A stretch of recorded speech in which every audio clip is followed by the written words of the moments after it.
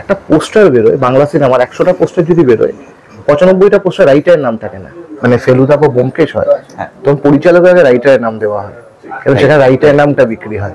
Friends, আজকে আমাদের চ্যানেলে আমার দুই বিশেষ অতিথি, এবং আজকে মূলত হচ্ছে শাস্ত্রী বলে যে নতুন ছবিটা আসছে সেই ছবির আজকে মুহূর্তে আমরা রয়েছি, এবং সেখানে আমি পেয়ে গেছি মূলত দুজন মানে ব্যক্তিত্ব যারা মেনলি এই স্ক্রিন প্লেটা লিখেছে আর কি, কোলাবোরেট করেছে for the first time Arnab Bhowmik এবং অরিত্র ব্যানার্জি। অরিত্রকে তোমরা চেনো ইউটিউবার হিসেবে, অর্ণবদার বহু কাজ ইতিমধ্যে আমরা দেখেছি। তো first of all welcome to my channel.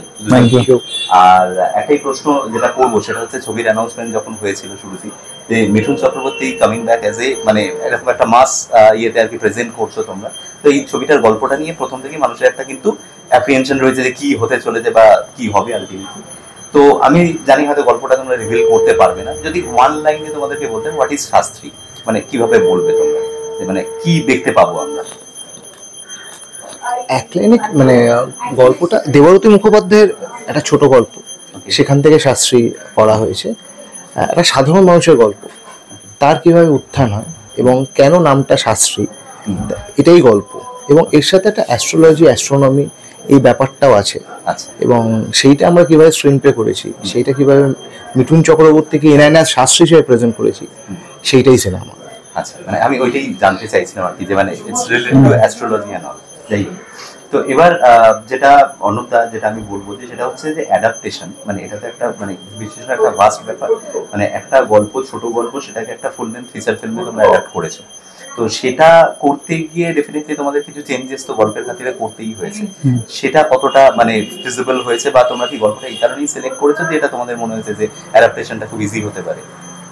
এইটা আমি একটু মানে অরিত্র তখন টিমে ছিল না, আমি আর প্রতিক্রিয়া একদিন এমনি ক্যাফেতে বসে বসে গল্প নিয়ে আলোচনা হচ্ছিল, হয় না যে গল্প পড়লাম, মানে গল্প কিন্তু এক লাইনের যা হয়, এবং অনেক সময় স্ক্রিন প্লে খুব ভালো হয়, ওয়ান লাইনারটা তো ভালো না। এটা লাগানের ক্ষেত্রে খুব দেখা গেছিল। লাগানের ক্ষেত্রে কিন্তু আমির খান না বলে দিয়েছিল আশুতোষ গোয়ারিকারকে, 6 মাস বাদে যখন স্ক্রিন প্লে শোনানো হয়, সেই স্ক্রিন প্লেটা আমির খান তখন খুব খুশি হয়েছিল। এখানে না গল্পটা ওয়ান লাইনারটা খুব ক্যাচি ছিল, কিন্তু ওয়ান লাইনার দিয়ে এটা ফুল লেন্থ সিনেমা সেখানে ইয়ে করা, সেই জিনিসটা ডিফিকাল্ট।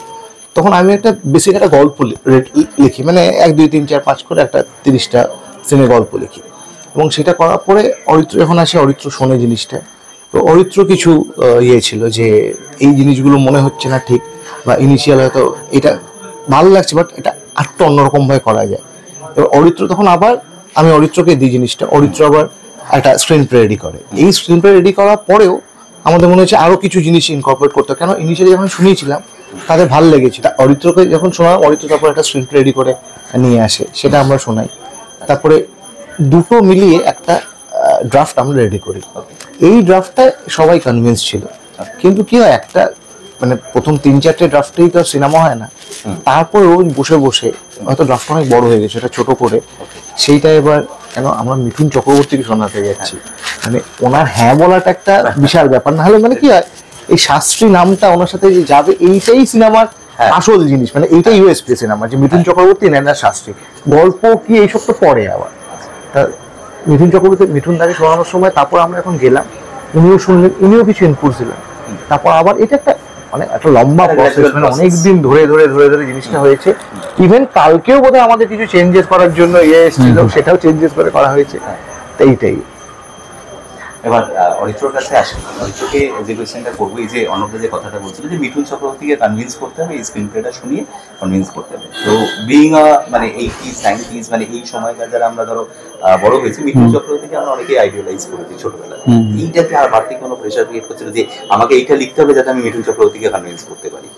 না, দেখো, আমাদের প্রথম কথা, আমরা একটা জিনিস মানে এটা বলতে চাই আমি, আমরা একটা জিনিস শুনেছিলাম, হ্যাঁ আমিও শুনেছিলাম একজনের কাছ থেকে, অর্ণবদাও শুনেছিল মিঠুনদার ব্যাপারে, যে মিঠুনদার ন্যারেশন শোনার সময় একটা পার্টিকুলার জিনিস জিজ্ঞেস করেন। আচ্ছা, তো আমি না, তাই যখন আমরা ন্যারেশন ধরো কালকে দিতে যাবো, তার আগের দিনকে আমি বলছি যে এরকম একটা করতে হবে, তো আমি অর্ণবদাকে ফোন করেছি, অর্ণবদার দেখি সেম কথাটা আমাকে বলছে যে এরকম আমিও না শুনেছি, কারণ বললাম যে আমরা দেখো প্রিপেয়ার থাকবো, যদি আমাদেরকে জিজ্ঞেস করে আমরা ব্ল্যাঙ্ক হয়ে যাই তাহলে সেটা ভালো হবে না। সো আমরা আমাদের দিক থেকে পুরো 100% প্রিপারেশন রাখবো। সো আমরা কিছু জিনিস আরো তৈরি করে নিয়ে গেছিলাম। বেসিক্যালি হচ্ছে মিঠুনদা জিজ্ঞেস করে যে ক্যারেক্টারটা আমরা যখন স্ক্রিপ্টে ধরে দেখতে পাচ্ছি যে সময় থেকে, তার আগেরও তো গল্প থাকে, কারণ এটা লোকটা তো জন্মেছে এক সময় কিছু হতে, তো সেই ব্যাক স্টোরিটা উনি জিজ্ঞেস করেন, এটা আমরা শুনেছিলাম। সো আমরা যেটা ধরো সিনেমা সেটা নেই স্ক্রিপ্টে, সিনেমাতে দেখতে পাচ্ছি না, বাট আমরা সেটাও পুরো ব্যাক স্টোরি ক্রিয়েট করে নিয়ে গেছিলাম যে এইটা আপনি শুনে নিন, এবং শুনিয়েও দিয়েছিলাম, তো উনি ওতে খুশিও হয়েছিলেন। তো এই জিনিসগুলো আমরা প্রিপেয়ার ছিলাম যে আমরা চেষ্টা করব যাতে ওই ব্যাপারটা। আর তুমি যেটা বললে যে ওই আইডিয়ালাইজ করার ব্যাপারটা, সেখান থেকে চাপ, দেখো মিঠুনদার কাছে চাপ যেটা মানে আমরা যখন ন্যারেশন দিলাম তখন দেখলাম এইগুলো মানে ওই যে একটা হয় না যে স্টারডাম ইত্যাদি, সেগুলো থেকে মানে চমকে যাওয়ার থেকেও বড় কথা হচ্ছে উনি নিজে একজন খুব টেকনিক্যাল লোক, বুঝতে পারলে তো? উনি স্ক্রিন প্লে রাইটিং সম্পর্কে প্রচুর জানেন, মানে উনি তোমাকে একদম স্ট্রাকচারালি বলে দেবেন যে এখান থেকে এইটা হওয়া উচিত, তোমার স্ক্রিপ্টের মধ্যে এটা নেই। লোকে ভাবে কি মানে ওই স্টারডামটা তো সেকেন্ডারি, আগে তো টেকনিক্যালি উনি বলছেন যে এটা এখানে এরকম হবে, এটা এরকম হবে, এইভাবে হয় একদম প্রপারলি, যেগুলো আমরা বলি না 3 অ্যাক্ট স্ট্রাকচারের মধ্যে যেগুলো থাকে যে বিটস গুলো, সেগুলো উনিও জানেন। তো সেই জিনিসটা তিনি ইনপুট দিচ্ছেন, তিনি ওই লেভেলে কথা বলছেন, আমাদেরকে সেটা ম্যাচ করতে হবে, আমাদেরকে উত্তরটা সেটাই দিতে হবে যাতে উনি কনভিন্স হন যে হ্যাঁ কেন এই সিনটা করেছি। উনি কিন্তু কোয়েশ্চেন এইভাবে করেন যে কেন এই সিনটা তুমি করেছো, এটার কি ইমপ্লিকেশন আছে, এই সিনটা কি জাস্ট একটা সিন নাকি এটা পরে আবার ঘুরে কিছু আসছে, মানে কোনো স্ক্রিন প্লের মধ্যে আবার মানে এটার কোনো ইমপ্যাক্ট আছে ওভারঅল। তো এইগুলো আর কি উনি জিজ্ঞেস করেন। তো সেইটাকে ম্যাচ করার জন্য আমাদের যতটা হোমওয়ার্ক করা, প্রিপারেশন করা, আমরা আমাদের দিক থেকে চেষ্টা করে গেছিলাম। যেহেতু আমি তো একদমই নতুন, অর্ণবদার এক্সপিরিয়েন্স আছে, বাট স্টিল কিন্তু মিঠুনদার কাছে আমরা দুজনেই নতুন। এক্সপিরিয়েন্স আছে মানে কি যাওয়াটা, মানে আমি সবাইকে মানে অলমোস্ট স্ক্রিপ্ট শুনিয়েছি, ন্যারেট করেছি, সবাইকে কনভিন্সও করি। সবচেয়ে বড় ব্যাপার জিদ্দার কাছে খুব আনন্দ হয়েছে, যেহেতু জিদ্দার আমি ছোটবেলা থেকে ফ্যান ছিলাম সিনেমায়। মিঠুন চক্রবর্তী কি হয় মানে ধরা ছোঁয়ার বাইরে, ওনার কাছে গিয়ে স্ক্রিপ্ট শোনাবো, এটা একটা মানে এক্সপিরিয়েন্স, মানে এই জিনিসটাই আমার কাছে একটা পাওনা হয়ে থাকলো। সিনেমা হবে কি হবে না পরে, এই জিনিসটা একটা সত্যি আমার খুবই টেনশনে ছিলাম। কিন্তু না, উনি ওরকম নয়। ওনাকে বললাম যে দাদা আপনি গাড়ি থেকে নামছেন, হাই স্পিড এগোচ্ছেন, ধুলো উঠছে, এইসব বলে উনি কনভিন্স হবে না। মানে উনি কি করছেন এটা ইম্পর্টেন্ট না, গল্পটা কি বলছি আমরা, ক্যারেক্টার গুলো কি, ওনার ক্যারেক্টার খালি ওনার না, আশেপাশে আমরা যেটা শুনেছিলাম সেটা হয়তো কথা বলছি 80% ওনার ক্যারেক্টার, কিন্তু উনি জিনিসটা বলছে 50% করে 30% অন্যান্য জিনিস আনতে। এতে বোঝা যায় যে মিঠুন চক্রবর্তী কেন মিঠুন চক্রবর্তী, কেন উনি গুরুতে মানে 3 জনের মাঝে একটা রোল করে আমরা আজও ভুলতে পারবো না, ওরকম একটা পারফরমেন্স। মানে মাধবন আছে, অভিষেক বচ্চন আছে, সেরকমই এরকম একজন অভিনেতা, ওরকম একজন মানুষ, একজন বাঙালি। সবচেয়ে বড় আনন্দের ব্যাপার তার সামনে বসে আমরা বসেছি, তিনি আমাদের সিনেমা করছেন, সেটা লিখেছি আমরা, এটা একটা পাওনা। এরপরে সিনেমার ফেট কি হবে না হবে সেটা পরের ব্যাপার। রাইটিং লেভেলে দেখো অনেকটা, আরেকটা যেটা অরিত্র বলছিল যে একেবারে আমি নতুন সেই হিসেবে অরিত্র এটা সেকেন্ড কাজ। তো বাংলাতে নতুন রাইটাররা উঠে আসছে না, যেটা আমাদের ইন্ডাস্ট্রি একটা খুব বড় চ্যালেঞ্জ। আজকে মিঠুন চক্রবর্তী অব্দি তোমরা পৌঁছতে পেরেছো, কিন্তু সেই অর্থে ভালো একটা স্ক্রিপ্ট তোমরা তৈরি করেছো বলে তোমরা সেটা পৌঁছতে পেরেছো বা প্রেজেন্ট করেছো, কিন্তু সেই রকম ভালো স্ক্রিপ্ট রাইটার ডেভেলপ হচ্ছে না। এর ফান্ডামেন্টাল প্রবলেমটা, যেহেতু তুমি একটু pro in comparison two Aritra, এটার কি রিজনস তোমার মনে হয় যে বাংলাতে সেইভাবে নতুন স্ক্রিন প্লে রাইটার কেন তৈরি হচ্ছে না, কেন লোকে ইন্টারেস্ট নিচ্ছে না? প্রথম আমার যেটা জিনিস মনে হয় না, মানে ইন্ডাস্ট্রি না একটা গতেই চলে, গতে ধরাই চলে। দেখবে তুমি চট করে কোনো নতুনত্ব কিছু হয় না কোনো ইন্ডাস্ট্রিতে, মানে আমি বলছি বাংলাতে তো হয় না। আজকে ইন্ডাস্ট্রির প্রথম যেটা হয়, 100টা সিনেমা হলে 90টা সিনেমা সেফ গেম খেলে কিন্তু, এবং সেখানে একটা ফরম্যাট আছে। ফরম্যাট ধরো তুমি 100 টাকা লগ্নি করলে 102 টাকা পাবে, তুমি সেটা মধ্যে 105 টাকা করতে পারবে না। এবং সেখানে গল্প ভালো খারাপ ছেড়ে দিস, দেখো একটা রুমের মধ্যে একটা দুর্ধর্ষ গল্প লেখা যেতে পারে। এবার সেই ক্ষমতা আমার নেই, অনেক রাইটারে নেই এখন। কিন্তু মানে আমি যেটা, আমি তো ফেসবুকে গল্প লিখে সেখান থেকে পড়ে নিতে গল্পটা ভাইরাল হয়েছে। সেখানে ফেসবুকে কিন্তু প্রচুর রাইটার আছে, তুমি ছেড়ে দাও। আজকে বইমেলা চলছে, এখন বইমেলায় এত রাইটারের বই বেরোচ্ছে, এত বেরোচ্ছে, সব সিনেমা হচ্ছে না কেন? তারা সবাই কি বাজে লেখে? এরকম না, সিনেমাটা বেসিক ফরম্যাট হয়। এবার সেই ফরম্যাটটা মেনটেন করতে গিয়ে রাইটার না খুব নতুনত্ব কিছু আনতে পারে না। ফর এক্সাম্পল ধরো আমি জাস্ট কম্পারিজন আনছি, অ্যানিমালের মতো একটা গল্প অরিত্র লিখে নিয়ে গেল, এই গল্পটা বাংলায় হতে পারে না, কারণ প্রথমেই যেটা এ দিয়ে দিল না, এটা স্যাটেলাইট নেবে না। যখনই সেটা নিচ্ছে তার মানে প্রডিউসার যে লগ্নি করেছে 100 টাকা, সে তো 30 টাকা ফেরত পাবে না। তাহলে যদি সেটাই হয়, প্রডিউসার তো সেফ গেম খেলতে চাই, কারণ তুমি একজন ইনভেস্টার, তুমি একজন প্রডিউসার, তুমি টাকা দিচ্ছ, সেই টাকাটা যদি না উঠে আসে এটা তো অন্যায় না, তুমি তো তার টাকাটা ফেরত চাইবেই। এবার হ্যাঁ, অনেক সময় হয় যে প্রডিউসার রিস্ক নিতে চায়, অনেক সময় বলছি, আমি বলছি রিসেন্ট পারিয়া, এই ট্রেলারটা খুব ভালো লেগেছে। পারিয়া বোধহয় অ্যাডাল্টই বোধহয় অ্যাডাল্ট পেয়েছে, তাই? তার মানে এটার ক্ষেত্রে কিন্তু একটা জিনিস হচ্ছে, এটাকে ইজিলি স্যাটেলাইটে বিক্রি হয়ে যাবে না, কিন্তু সিনেমা যদি দুর্দান্ত হয়, সিনেমার রাইটিং, সিনেমার পারফরমেন্স সবকিছু, ডিরেকশন সব ভালো হয়, সেই সিনেমাটা কিন্তু ভালো রিটার্ন দিয়ে যাবে। কিন্তু সেটা হচ্ছে কথা, সেই কারণে সেফ একটা গেম খেলা হচ্ছে, এবং সেটার আমিও একটা পার্ট। এই রাইটার উঠছে না বলে কোনো কথা না, মানে এইটা আমি যেমন লিখেছি, অরিত্র যেমন লিখেছে, এটা দেবারতী মুখোপাধ্যায়ের গল্প। উনি কিন্তু ফেসবুক থেকেই বোধহয়, আমি যতদূর জানি ফেসবুকে উনি গল্প লিখতেন, সেখান থেকে উনি বই লিখেছেন। উনি তো নতুন রাইটারই, ওনার আরেকটা সিনেমা হয়েছিল। এবার জিনিসটা হচ্ছে রাইটার আছে, কিন্তু ব্যাপারটা হচ্ছে যে ফরম্যাটে কাজ হচ্ছে, সেই ফরম্যাটটা দুর্ধর্ষ করে দেওয়ার মতো রাইটার নেই। তুমি যদি জিনিসটা ওপেন করে দাও, সবাইকে সুযোগ দাও যে তুমি যেরকম চাই সেরকম একটা গল্প হলো, তাহলে হয়তো নতুন নতুন রাইটার আরো উঠবে। শাস্ত্রী ক্ষেত্রে কিন্তু আমরা সেটা করেছি। শাস্ত্রী ক্ষেত্রে আমাকে এটা অবভিয়াসলি আমি খুব এমনকি দেখাতে পারবো যেন প্রচুর খরচা, যেন একটা মিঠুন চক্রবর্তী কেনে সিনেমা, এত বড় বড় আর্টিস্ট, সেটা এমনি একটা লগ্নি অনেকটা। সেখানে এবার যতটা আমাদের রাইটিং ক্যাপাসিটি তার মধ্যে করা হয়েছে, নতুন রাইটার নেই, এটা ভুল কথা, সুযোগটা সবাইকে দিতে হবে। দেখো, এটা ব্যাপারটা হচ্ছে, তোমাকে একটা পুরোনো এক্সাম্পল দিচ্ছি। রাইটার যারা ধরো মানে ইন্ডিয়ান সিনেমার ল্যান্ডমার্ক তৈরি করেছে সালিম জাভেদ। এবার সালিম জাভেদ যখন প্রথমে এসেছিল, তুমি দেখবে ওদের ব্যাপারে পড়বে, আর নিশ্চয়ই ডকুমেন্টারিও আসছে অ্যাংরি ইয়াং ম্যান বলে নেটফ্লিক্সে। তো ওরা কিন্তু ওদের স্ক্রিপ্ট বহু লোক রিজেক্ট করে দিয়েছে, এই কারণে, ওই কারণে, সেই কারণে। এই নতুনত্বটা ওরা আনতে পেরেছিল জাঞ্জিরে, তার কারণ হচ্ছে ওদের কিন্তু প্রকাশ মেহরা সাপোর্ট করেছিল। প্রকাশ মেহরা ওই ছবির ডিরেক্টরও ছিল, প্রডিউসারও ছিল। ওরা কিন্তু স্ক্রিপ্টটা চেঞ্জ করেনি। যেমন দেবানন্দ বলেছিল আমি গান গাইবো হিরোইনের পিছনে, ঠিক আছে। রাজকুমার বলেছিলেন যে আমি মার খাবো না, আমি ভিলেনের হাতে, রাজকুমার মার খায় না। ওখানে সিন ছিল অমিতাভ বচ্চনকে মেরে রেল ট্র্যাকে ফেলে দিয়ে যায়। তো এই কোনো চেঞ্জই প্রকাশ মেহরা কিন্তু করতে দেয়নি। বলেছে না ঠিক আছে, আপনি করবেন না, ঠিক আছে, আমি পরের হিরোর কাছে গেছি, ধর্মেন্দ্রের কাছে গেছে, অমুকের কাছে গেছে, কিন্তু সালিম জাভেদের স্ক্রিপ্টটা চেঞ্জ করেনি। এবার যদি প্রকাশ মেহরা সেই দিনকে বলতো যে সালিম জাভেদকে যে না ভাই তুমি চেঞ্জ করে দাও, তাহলে জাঞ্জির হতো না, বা ওই ইমেজটাই আসতো না অ্যাংরি ইয়াং ম্যান, যে ডিসরাপশনটা 70s এ হয়েছিল। সো ওখানে কোথাও প্রডিউসারকে না এম্পাওয়ার করতে হয়, বুঝতে পারলো, ওই ভরসাটা রাখতে হয় যে হ্যাঁ ভাই এটা ওয়ার্ক করবে।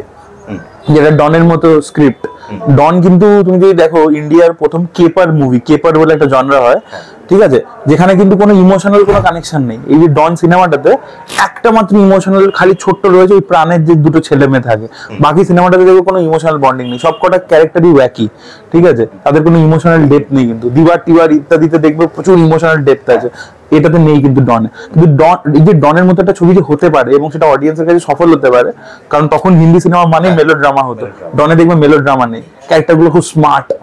তো এটা তো বিশ্বাস করেছে না, চন্দ্র ভরট বিশ্বাস করেছে সালিম জাভেদকে, তবেই হয়েছে। তো কোথাও গিয়ে ডিরেক্টর প্রডিউসারকে বিশ্বাস করতে হবে, রাইটার। আরেকটা হচ্ছে সম্মান, একটা ফ্যাক্টর আমার মনে হয়। একটা পোস্টার বেরোয় বাংলা সিনেমার, 100টা পোস্টার যদি বেরোয়, 95টা পোস্টার রাইটারের নাম থাকে না। সেখানে যদি সাউথের কোরিওগ্রাফার থাকে, সাউথের কোরিওগ্রাফার নাম বড় বড় করে থাকে। আমি জানি না একটা সিনেমায় যদি সবচেয়ে ইম্পর্টেন্ট কেউ হয়, সেটা পরিচালক, আমার মনে হয় সাথে রাইটার, মানে তারপরে কোরিওগ্রাফার আসছেন। কোরিওগ্রাফার তুমি ছোট করছি না, কিন্তু কি হয় এখন এই জিনিসটাই চলছে, এবং সেটা প্রোডাকশন হাউসকে যদি বলা হয়, রিকোয়েস্ট করে যে আমি তো রিকোয়েস্ট করছি কেন, প্রত্যেকের তো একটা কাজ হারানোর ভয় আছে, সেটা তো রাইট। আমি রিকোয়েস্ট এরকম করতে পারি, নাম নিয়ে আমি লিখবো না, এটাই বলতে পারি না। আমি হয়তো অ্যাপ্রোচ করতে পারি যে দাদা আমার নামটা আসেনি পোস্টারে, বলো সরি পরেরটাই আসবে, পরেরটাতে এলো না, তারপরে এটা ইন্টেনশনালি করা হয়। এবার এই জিনিসটা না, তুমি রাইটারকে ভরসা যদি না করো, তুমি যদি রোজ বলো যে তুমি বাজে লেখো, বাজে লেখো, ভেতর ভেতর আমারও সেই জিনিসটা চলে যায়, হ্যাঁ বাজে লেখি। কিন্তু রাইটারকে ভরসা করে যদি কেউ রাইটারকে পিঠে হাত থেকে বলে যায় তুমি ভালো লেখো, পরটা আরো ভালো হবে, ডেফিনেটলি পরটা সত্যি আরো ভালো হবে। এই ভরসাটা বা এই কনফিডেন্স রাইটারকে কিন্তু প্রোডাকশন হাউস, অ্যাক্টর, ডিরেক্টর দেওয়া, এম্পাওয়ার করা উচিত। এই জিনিসটা করা হয় না, যে যতই বলুক, খুব কম আমি দেখেছি যদি প্রডিউসারের সাথে রাইটারের বা রাইটার ডিরেক্টর যদি কমন না হয়, পোস্টারের নাম। এখানে আমি খুব লাকি যে মানে সন্ধ্যা প্রোডাকশন হাউস প্রতিকৃত আমাদের নাম পোস্টারে দেওয়া হয়েছে বড় করে, যেটা কিন্তু ম্যাক্সিমাম দেওয়া হয়। এই যে ধরো শাস্ত্রী তৈরি হচ্ছে বা ধরো আগামী দিনে আরো সমস্ত ছবিগুলো তৈরি হবে, তো নতুন রাইটাররা যারা ধরো নতুন করে কাজ করতে চাইছে, নতুন গল্প ভাবছে, তারা কিভাবে মোটিভেটেড হবে? আমার মনে হয় কি ইট উইল টেক টাইম, এটা একদিনে হবে না। এবং যখন মানে ফেলুদা বা ব্যোমকেশ হয় তখন পরিচালকের আগে রাইটারের নাম দেওয়া হয়, কারণ সেখানে রাইটারের নামটা বিক্রি হয়, অবভিয়াসলি এই কারণেই দেওয়া হয়। তখন কিন্তু তখন আসে না সাউথের কে নাচ করিয়েছে, হ্যাঁ কে এখানে গান গেয়েছে সাউথের, এইটা আসে না, প্রথমেই আসে রাইটারের নাম, কেন বাঙালি অডিয়েন্স ওই নামটা দেখে প্রথম যায়। এই কারণে আজও দেখো ব্যোমকেশ ফেলুদা ওয়ার্ক করে। এবার সেই জিনিসটা আমার মনে হয় আজকে যখন ধোনি উইকেট কিপার ছিল, ধোনির জায়গায় কেউ উইকেট কিপিং করতে হবে এটা তো কেউ ভাবতে পারে না। সে ক্যাপ্টেন, সে মানে ওয়ার্ল্ডের বেস্ট ফিনিশার, সব ঠিক, কিন্তু প্রবলেমটা একটাই, তোমার একটু চেষ্টা চালিয়ে যেতে হবে। সেখানেও তো ঋদ্ধিমান সাহা এসছে, লেখার একটা প্ল্যাটফর্ম চাই, সেটা ফেসবুক হতে পারে, গল্প হতে পারে, মানে গল্পের বই হতে পারে, যা ইচ্ছে হতে পারে, তোমার সেই প্রসেসটা কন্টিনিউ করে যেতে হবে। সুযোগ একবারই আসবে, সেই সুযোগটা যদি ইউজ হয় প্রপারলি, ঠিক তুমি জায়গা পেয়ে যাবে। হয়তো কামিং ব্যাক টু ইউ, সেটা হচ্ছে যে তুমি ব্যাক টু ব্যাক দুটো বড় প্রোডাকশন হাউসের সাথে কাজ করলে এগোচ্ছ আর কি, মানে তুমি একসাথে ধরো রিভিউ করছো, অ্যাজ এ ক্রিটিক্স কাজ করছো, নিজে ডিরেকশন দিচ্ছ, রাইটিংও দিচ্ছ, কোনটা বেশি এনজয় করছো? যদি তিনটাতে একদম সেপারেট জায়গা। না, আমি অ্যাকচুয়ালি যখন রাইটিং করি না, আমি নিজে পুরো ইনভলভ থাকি, ঠিক আছে। আমি দাবারের শুটে রোজই গেছি, ঠিক আছে, এবং আমি অ্যাকচুয়ালি একজন ডিরেক্টরের সাথে কাজ করেছি, প্রতীকৃতদার সাথে। তো কি হয় যে আমি পুরো ইনভলভ থাকতে পছন্দ করি, তো মানে আমি কাইন্ড অফ আর কি অ্যাসিস্ট্যান্ট ডিরেক্টরের মতোই থাকি, ঠিক আছে। আমার থাকা উচিত, হ্যাঁ, কেন যে লিখছে সেই তো জিনিসটা ভেবেছে, এরকম তার থাকা উচিত। তো আমি আর কি পুরো মেকিং প্রসেসটাই এনজয় করি, বুঝতে পারলে তো। আমি তো প্রথমে মানে শর্ট ফিল্মই বানাতাম, সেখান থেকে যেটা কেউ দেখছিল না বলে একটা কমিউনিটি বিল্ড করার জন্য রিভিউতে আসা। তো আমি পুরো ফিল্ম মেকিং প্রসেসটা এনজয় করি, মানে আমাকে মানে আমি সেটে গেছি, শর্ট নিয়েছি, মানে আমাকে ডিরেক্টর অ্যালাউ করেছে যে হ্যাঁ কর, তো সেগুলো আর কি আমি পুরো মেকিং প্রসেসটাই এনজয় করি আর কি, পুরো মানে প্রি টু পোস্ট পুরোটাই এনজয় করি। দাবারুর কি আপডেট, কবে দেখতে? দাবারের আপডেট এই যে দেবে, ক্যামেরা ঘোরাও, দাবারের আপডেট দেবে, দাবারের আপডেট আবারও খুব শীঘ্রই আসছে। আমরা শুটিং শেষ হয়ে গেছে আর একটুখানি পোস্ট প্রোডাকশনের কাজ বাকি আছে, খুব শীঘ্রই আসছে। সো লাস্ট ফাইনাল কোয়েশ্চেন, সেটা হচ্ছে শাস্ত্রী নিয়ে তোমরা কতটা মানে এক্সাইটেড এবং তোমাদের এক্সপেকটেশন কি হতে পারে আর কবে আমরা দেখতে পাবো ছবিটা? পুজোতে আসছে ছবিটা।